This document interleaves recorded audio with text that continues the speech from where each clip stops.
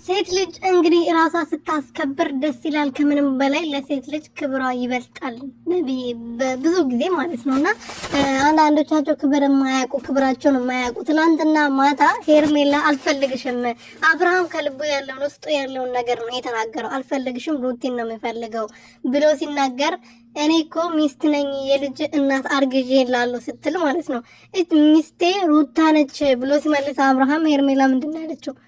እሷ ሚስት አይደለችም እኔ ነኝ ሚስትክ ብላ አልመለሰችም መሰላችሁ? እቺ ማፈሪያ አይናውጣ ማለት ነው። በግድ ምንም ብትሆን እኮ ሩትዬ የልጁ እናት ስንት ዋጋ የተከፈለላት ስንት ዋጋ የከፈለችለት ፍቅሯ አይደል እንዴ?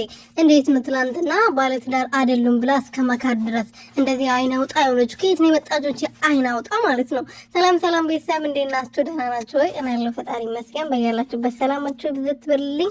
እዚህ ቤት አዲስ ሆናችሁ ሰብስክራይብ፣ ሼር፣ ላይክ እያደረጋችሁ ቤተሰብ እንድትሆኑ በትህትና እየጠየቅኩኝ እንግዲህ ጽጉና ያስራዬ በዚህ አይነት መልኩ ዛሬ ደግሞ አምሮባቸው ኮፍያቸው ራሱ ሲያምር ማለት ነው። ትናንትና ጽግዬ እንግዲህ ሰሞኑን ፕራንክ ጀምሮ ነበረ።